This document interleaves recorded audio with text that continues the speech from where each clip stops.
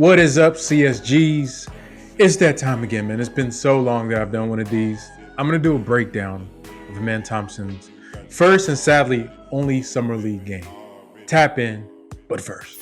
Sound 42. Turn it up. It's the Chop Not Slap Show. It's OG Ron C and DJ Candlestick. Shop Stars OVO Gang. DJ Candlestick.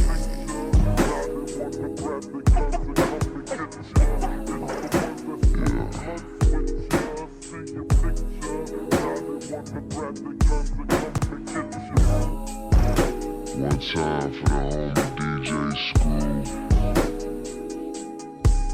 Already. I'm feeling throwed in this bitch. The Rockets Chop Shop merch store is up and running. And right now, just for our listeners, everything is 20% off. 20% off everything. Make sure you click the banner at the top of the page to get the coupon code. On there, it's 20% off everything in the store. You know, you can go grab you a Man Praying Hands t-shirt, the CSG t-shirts, get you a H-Town, down, 10 toes down t-shirt. We try to keep it real Houston. We try to keep it real Rockets. We try to keep it real at the end of the day. So yeah, keep rocking with us and we're going to keep dropping heat. The time you deserve from me. This is something I know. All right, first play of the game. Scoot on Amen one-on-one. Great matchup between the two of them. First thing I want to say is that these guys were cooking. They were both cooking, and it was a treat to watch two elite level point guards being drafted in the same class go at each other. We see Scoot here gets shooken with the little in and out move. You get Huff set a screen, and then this is where Amen Thompson is going to live most of his career with bigs in a drop. He's the reason drops were created. Athletes like Amen Thompson. These are the guys that the drop coverage was created for. Not for Dame Lillard or Steph Curry, for Amen Thompson. Okay, he comes off the screen. The big is damn near under the basket right now. Good job by Scoot recovering. You see Amen once his initial read, and this is a theme that you're going to see a lot from him. As he goes downhill, gets the screen. He's like a quarterback, right? If you guys played football or you've been around football, you know that the quarterback has progressions they have to go through. They have their first read, they have their second read, then they might have a third read depending on the play, and then a check down.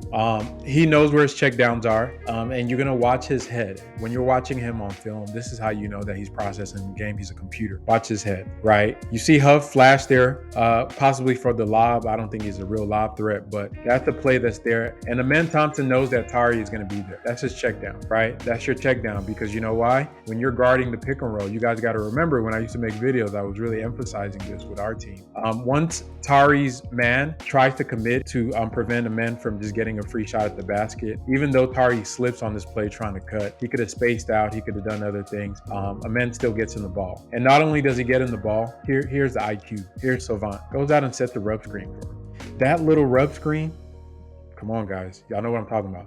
Savant, right? Okay, so first play. That's first. Let me stop gassing, though. I'm gassing, but yeah.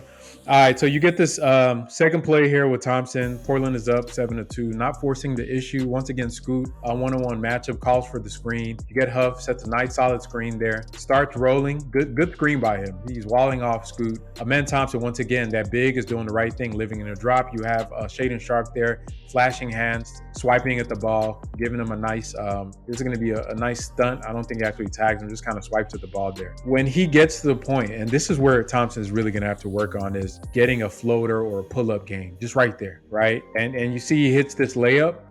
In the with some better athletes in the actual NBA games where he's playing against Anthony Davis and stuff, that little spot, that little bubble that's created right there, that's where he's going to win. That's his winning spot right there, being able to get there, because some of those bigs, as athletic as he is, if he's playing like a Vucevic, then he may be able to, get to the rim at will. But some of these cats in the NBAs are great athletes, so that little bubble, he got to live in that range. You see here another screen. Now you have, I think this is, I think it's Sharp that's going to be guarding him here. And Sharp is ready for the screen, fights around it. Huff is going to do almost, he didn't ghost the screen, but they didn't really get good contact. So Huff knows right now, because his guy's in a drop, he could pop out if he got a shot. So he does that because they didn't really hit on the screen like that. So Thompson's a quarterback. He's watching, processing everything that's happening here. He sees, Sharp is there in trail position, but he's not really in position to come that just pulls up. And this is where he's going to live. If he can hit this shot with regularity, NBA's in trouble, buddy. Good floater there. I love that shot. Is so good. That's that Jason Kidd. That's that Rondo. That's that, that floater. And if he can get a little pull up, little 18-footer like Chris Paul, where he can hit that in the mid 40s with his athleticism, man, you can never take him off the court. That's what you want to see. Once again, has Scoot in the post up, backing him down. I love this. He doesn't make this shot, but the attempt of shot is what you're impressed with because of his size at 6'7". I want him posting up a 6'2" guard. Like, he's going to do this. And you can tell he still needs to work on it. But look at the shake. Give him a little pivot, a little turnaround. Just needs to be more balanced. He can hit those. If he can hit those, once again, nasty. But I want you guys to notice something right here. As we're going through this, he's living in the paint. And he's living not at the basket. There's a difference between living in the paint and living at the basket. The shot diet is immaculate right now for him. This is exactly what you want from a guy that has his physical and skill profile. This young in his age and at this early in his development, because whatever you can see now, you can scale up. But let's keep going. So fast break, hit the boy with the skip to my loop. Little hezzy, then oh my God, then little boys him. Here's the beauty of Thompson that makes him different. First with the flare, and that little skip did get Buddy to cross up because he didn't know what he was going to do. Gave him a little skip, then exploded into him. And I'm going to sound like my coach from PV that used to say a lot of suspect stuff when he watched film with us. But when you're watching film, you can't help him. I'm going to say regardless. Explodes right into his chest. And shout out to, if anybody played football at PV, shout out to Coach P. Shout out to Coach P, man. But yes, Amen Thompson on this play in transition explodes into the defender's chest. This dude is 6'7", 215 pounds of unadulterated muscle. And that's what you get, Buddy on the floor right there. You know what I mean? Y'all watch those movies where it starts off like, yeah, that's me. And you're wondering why I got here, right? Yeah, that's what he's thinking right here. Like, what am I doing on the floor? But even more is the ability to finish the layup over the athletic Sharp, man. Yeah, flex your muscles, little young guy. You get here in fast break and transition. Jabari pushes the ball up the court, and the man is in trail position. And then the great thing, this is one thing about fast break. The reason you want guys to run and fill the proper lanes because you want spacing for one. Number two, it generates just the weirdest mismatches. So I get why a lot of times teams, whoever gets the ball, just haul ass and get down to the other end of the court. And that's what most teams do because you get matchups like this. You see this center, he's scared for his life. You know what I mean? You can tell by his feet, he doesn't know what he wants to do, his hips. And Amen Thompson's such a good athlete. The center's already dead. At this point, the hips are pointing towards Jabari. Amen Thompson is going towards where Hudgens is. This is curtains. And then to compound that, dude, he's going so fast, but he's still able to control his body and switch, hit him with the Jordan left hand switch off the glass, kisses off the glass for the layup. This is stuff y'all remember, and what Jalen went through as a young guy, having all that pure athleticism, but without the pace to control himself. This is the opposite with Amen Thompson. Dude can't control himself. He very well does a good job of controlling his pace at his size and the athletic ability. He's a different breed, man. I've heard people say that he might be the best prospect we have on the Rockets right now. I ain't gonna say nothing, but might be. Just might be. But look at this play. Attacks the big in transition and switches to the opposite hand, controlling it, having enough touch to kiss it off the glass. Just beautiful. Okay, next play here. Scoot Henderson, primary defender. Huff is coming up for the screen. You get a nice screen here. Nice screen, and look at this space.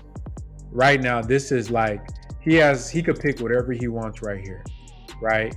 You got the floater right there. If he was wanting to pull up for a shot, he could do that right there.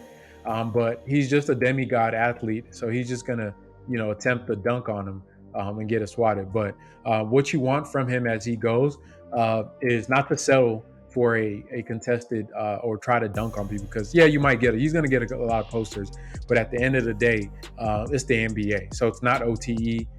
You got to pick your poison there. Make the center, make him pick his poison. If he's going to play you that deep and Scoot is going to do terrible screen defense, just float it. Hit him with a floater or give him a little Euro, get him his hips moving one way, get him to foul you.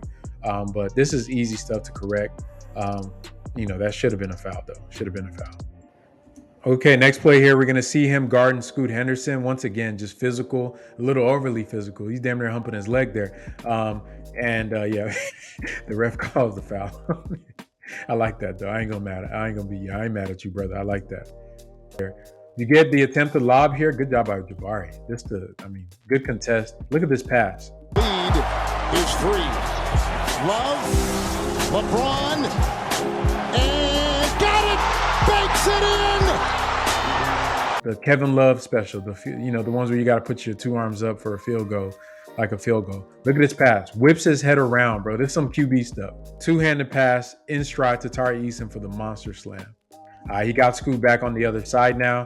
Gets Bari to set a screen for him. I like when him and Bari would get into 2-man action. Early in the game, a lot of those shots were not being hit by Bari, but they were good shots. And once Bari gets going, good luck stopping that. So you get him once again, Scoot with poor screen defense, just kind of chicken wings it, like my coach would say. And you get Amen Thompson here once again. Pick what you want. You got the floater there. They're conceding the floater. But he's gonna do some of those. Now those shots he can make, but I'm gonna say the same thing I said for Jalen Green, bro. Just make life easy on yourself, man. Keep being that computer. Your God-given abilities, you're gonna need that. When fourth quarter, 2 minutes left, the defense is up to 1,000, and you just got to get a bucket. But it's 1 minute left in the second. Just you feel me? If the floater's there, get the floater. But those are shots he can make, but make life easier. That's my thing to young guys. I always make life easier on the court. But good attempt though. One thing I did love was when him and Jabari were adjacent. Really hard to switch. Look at this lineup switching here that they could do here. I think that's Cam at the bottom there. You got Cam, Bari, Amen, and Tari. And I think that's that kid that used to play at U of H at there. I'm blanking on him right now. That's playing the low. But as they're switching, Scoot has switched onto Bari, good defender. You see what happens. The big man tries to bury Amen. Look, he tries to pin him under, hold his leverage, uses his hips to keep leverage under the big man, so the big never really has an established foundation here to really make a move. He's off balance. Once he tries to establish his balance, he's going to show that ball, and whenever he sees that ball, he's going to swat it. Dude, I'm telling y'all, man, Savant, y'all think I'm capping. I don't be throwing words around lightly, man. Y'all see me. I've talked good about players, even our players. Try to be the little things that he does in a game really show me where his mind is at. You get him here in transition on movement. Nasty little in and out right there. In going full speed. That's kill your boy. Look at Scoot, bro. Scoot out here looking like Eddie from Taken, bro. Nasty in and out, gets downhill, destroys the big man too. But look at this. Oh my God. This is like, oh man, y'all don't understand what you're looking at, man. In and out, center commits to stop the rim pressure. Jabari's man got to help. That's 3 people off of just a transition play. Hey, this is Russell Westbrook-esque. Bro, y'all remember when Russ was in his prime and people used to make fun of him for getting the transition, the rebounds. The team would let him get the rebound because they knew he could do this. Like, look at this. Bari, yeah, you gotta hit that, bro. But those shots are gonna be there. Once again here, let's look at this play. You can see now they got Bari at the 5. Now, the initial read is gonna be Jabari. But as soon as, I want you guys to notice something. As soon as he sees that help, which is helping off of Tari, look at his head. Wow. Let's see that again. Bari comes for the screen. They're gonna do a little slow action here he's gonna pop out for and kind of just go down with him. Tries to ghost it. Scoot kind of does. I don't know what kind of defense you call that, but the tag has to come from Tari Eason's man, and he comes down to tag. This is a read that, dude, I've been making videos for two plus years, man, and just waiting for one of our guys to not even just to do it like he just did it, but just to make this play. But look how fast he processes this. Dude, man, come on. Come on, man. All right, next play, you get a kick out to him off of the Jabari drive. Scoot Henderson is lost in a shuffle. You get Murray up there coming up to guard him. Once again, I'm going to start it. Let me run it back. Once again, just check this out. Jabari drives in, kicks it to Amen. Amen is reading the team. He's looking at who's helping off of who, right? As soon as he comes in, he notices that you got 2-on-1 here. You got Huff there accounted for. Somebody's out of position, right? There's somebody out of position. You got two guys guarding him. You got Tari right there, damn near setting the screen for him. Jabari's under the basket. Keegan Murray's brother, Chris Murray, is making up for him and Scoot not really getting good communication here. But that's not even what the beauty of this play is, that he's not looking at Jabari right now. He's not. He's not looking at Jabari until the very last second. Once again, this is some NFL quarterback stuff. Until the last second, goes up in the air. Chris Murray, I don't know what he thinks, whether he's about to shoot. On the big man for the Blazers, he doesn't know what he's doing. Nobody knows what he's doing till the last second. Layup. And this play and the trail 3 Jabari hit is what got him going. Because after this, Jabari went nuts. Went nuts. That's a point guard, guys. Look at this play, man. That's a point guard. All right, we get a high screen set here by Huff. Thompson comes off. Huff on the roll once again. Pick and roll principles. Big man in a drop. Scoot Henderson in trail position. The tag man is going to be off of Tari Eason. And let's see what happens here. You get the big man is still committed to Amen because Scoot never really recovers on this. And he delivers a dime. If this was a lob threat, to quote Jackson Gatlin's soundboard, that would have been an easy dunk. Right here, that's a lob. Bang. You know what I mean? That's why I'm okay with them getting somebody that's a lob threat in for certain lineups. If this was Alperen, he probably gives them a little whoops and gets them up in the air, then lays it up. And that's what Buddy does right here, but he gets stripped. He gets stripped, and it leads to a contest or fall away shot from Amen Thompson here, who then, and this is just, look at this, man. Look at this. Just look at this. You get the contested jumper here that rolls off the rim, comes off, gets the rebound. Once again, watch his eyes. Tari gets the ball at the end of this play, but Amen is not looking at Tari. He's not looking at Tari. The whole defense doesn't know what he wants to do. There's a man literally standing wide open right there, but because of his eye manipulation, they don't know what he wants to do. Okay, another dribble handoff here with Huff. With Huff, give him a lot of credit. He played a good game. He was setting some nice screens. Good screen, good solid screen here. Once again, that big is in a drop. You get Huff on his roll. At this point, unless that tag comes down aggressively, the lob is very active here. And you can see that as soon as he goes airborne, Huff should be expecting this. But he's not. Like, I don't get this. You feel me? And even I'm going to let it play through. Just watch how fast this happens. Like, he got to catch that, bro. Like, he already beat. Anytime you see the guy that's guarding the ball handler isn't on his hip, that big man has to commit, especially when they're already a stepping foot in the paint, right? So he has to commit. And because he went airborne, that's just a chemistry thing. They probably just need, I bet you by game 3 in Summer League, these are going to be like plays that they actually convert on. But that is the reading. This dude is standing up in the air like he's just walking on air. That the velocity on that pass is nasty too. Hit your boy, couldn't handle it. But you can definitely see Alpy and other centers as they develop chemistry with him. Landale, those are going to be dunks. Jabari here switched out on the defender. Watch Thompson off ball. I was really impressed with his total defense. He's not a guy that just stands flat-footed, man. Look at that, like a DB. Hits him with a little hezzy dribble, big boys him. You know what I mean? Just caught a flat tire there, man. But, in a little bit, that's going to be a poster. That's going to be a poster. And that was a damn foul too, but we'll let the refs make it. You see here, once again, active on defense. Just a demon, just everywhere, man. Everywhere. Look at him. That's a gamble, but hey, he fights back to get back into play for a contest. Forces an air ball. All in just the same sequence, trying to swipe the ball, all of that. You get an inbounds here. You get him basically coming downhill off the inbounds. Smart. which is smart. A lot of young guys don't understand the impact of their own speed, Jalen Green. And just to know that you running full speed catches this, he's just creating a fast break by running by himself. He's a one-man fast break. This is a fast break right now. Look at the center's foot, bro. Ain't no way a basketball player should ever have a stance. Look at his foot, bro. Dude is his body is tearing on the inside trying to adjust to this. He's pointing, trying to get his hands up. I don't know what Buddy's doing behind Amen, trying to touch his butt. This is a foul already. He already got his armor. That's a foul in the game.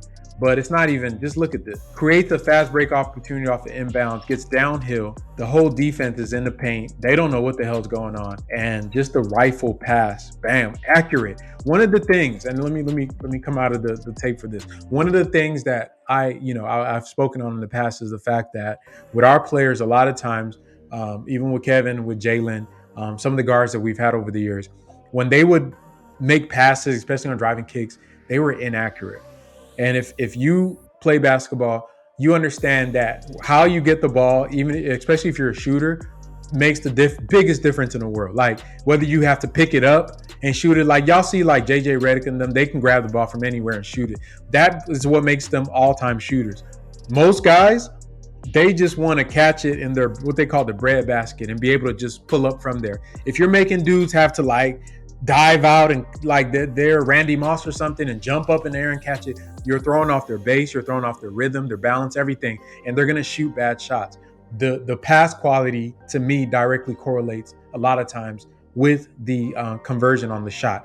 And to me, the pass quality we've had over the years has not been great. But look at this rifle out of a crowded defense to Cam Whitmore, who this tells me a lot about Cam. Like he got to work on just being a catch and shoot guy, right? We don't need. He's a scorer, bro, and that's what Cam. He's a bucket. So even he has to dribble, and we've seen this with James Harden where he just can't help himself. I'm telling you, coach is going to break. He's not going to see the floor doing that because our defense, our offense is really predicated on those driving kicks and just generating just a good open shot. If you have to dribble 1, 2, 3, 4 times to get your rhythm, it's really hard to. That's a ball stopper. So he just got to work on that. I know he's going to be so cold. That's a pure jumper. I can see him being like just a really, really all-star level, just wing, bro. He has the body, the frame, the handles. I'm telling you, I know it seems like I'm hard on him, but it's because I can see the potential. Like he's gonna be great. But it's all, like I said, with some of the guys that we have, for him it's gonna be mental and can he adjust his game to fit the NBA. If he can do that, he can be just as talented as anybody on our roster. The profile is there.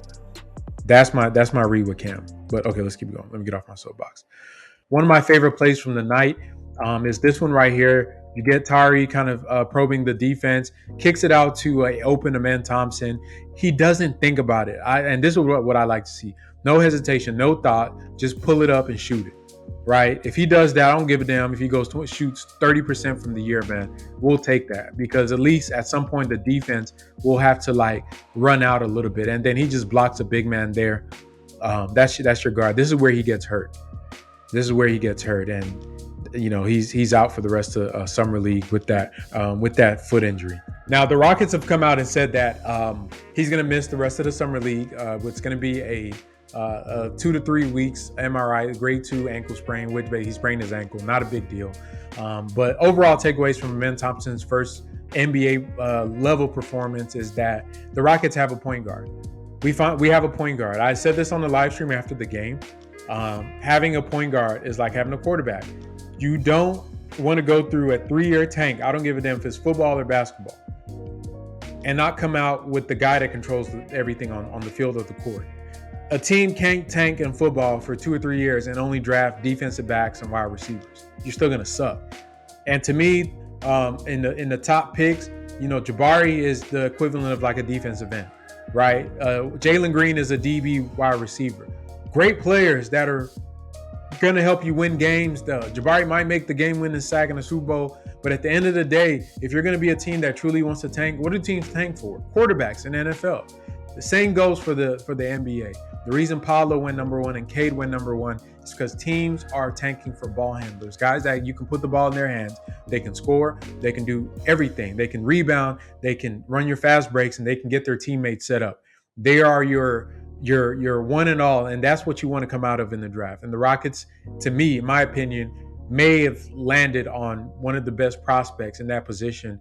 Between him, Scoot Henderson, I think, in my opinion, they clear Cade easily. I don't know. That might not even be controversial, but I am just over the moon with how Amen played. I'm over the moon with his interviews that he's had. To me, even that one game, I'm not even trying to overreact or anything. It's just more confirmation that he is definitely somebody. I'm not excited about his 15 points or whatever rebounds or assists. I'm excited about, like I said, when I watch the game, I watch it for different things. I'm looking at footwork. I'm looking at how they're using their eyes and how guys are manipulating the game, how they're thinking the game while they play. Are they actually out there processing and making decisions based off of their mentals and letting their physicals just be secondary? Because that's what all the great players, whether it's Kobe, Jordan, Shaq, anybody that you want to name that's in that pantheon, Wade, LeBron, Dirk, KG, these dudes are mental savants, right? They all are high level thinkers. They are thinkers of the game and how it's processed. They think the game in the interaction with other players on both sides of the court, whether it's offense and defense. They also have a little bit of psychology in how they can read their opponents, know when to get physical with a guy, know what makes another guy psyched out. Like LeBron to tell you every tendency of a player on the opposing team, even if it's like the 15th guy. Like that level of detail and dedication to the game is what separates the good players from the great players. And to me, if I see a guy that's projected to be a good player and has the mental makeup of a great player, then I know he can be a great player. That's some of the reason, once again, with the Jalen Green thing, I'm still waiting on that maturity to come in for him basketball-wise on the court, for him to show that he is actually somebody that he has all the God-given ability, but are you really thinking this game of basketball? And I know he does, because you can see the real-time adjustment. He might not verbalize it, the way that, we'd like it. But, some of the things on the court, on defense, that's where he needs to step up to. But with Thompson is there. Jabari Smith, I think his is the inverse. I know Jabari thinks the game. His physical ability just needs to catch up with his mind. So we have so many types of talented players here, and not everybody needs to be like a savant, right? Sometimes some guys just play really well next to savants. And some guys are savants in specific tasks, like in scoring. If you're a savant scorer and you can score with the best of them, then that's your niche. There's some guys that are defensive savants. Maybe that's what Jabari, maybe Jalen's a savant scorer. But when you have the guys that can see the entire chessboard, the guys that see the whole game, it's really, really special. And for Thompson, I think that's exactly what we have in him as a player. And I'm really, really excited about that. Can't wait for the seasons to start. Y'all let me know, what did y'all think about Amen's debut? Do you think, I've been hearing some crazy things about him starting in year one. I do not see it. There's no rush for that. I think he will do very well playing with the twos. I don't think he'd be a guy that's going to, I used to think he'd get like 15 minutes. Dude might be up there in the mid-20s to 30s, bro, playing with the twos and getting some burn at different positions on the court throughout the game. Hell, he might even close some games with the way he's impacting. We'll see. It's a different ball game. Definitely Fred VanVleet is still the best player on the team. And I still think he's going to be the guy that's going to go for probably for the next year or two. Y'all got to know, like, there's levels to this. Fred closed out the Golden State Warriors in the finals. So that's enough said. We're talking about Summer League right now. So let's keep our pants on about, is he better than Fred? Like, bro, relax. But y'all let me know in the chat. Let me know in the comments. What do you think about Amen's upside? What is your view? Do you think he's going to, get a lot of burn at the one? I seen him playing the three a little bit. Y'all let me know. And keep rocking with the Chop Shop. We're going to keep dropping this. Fire.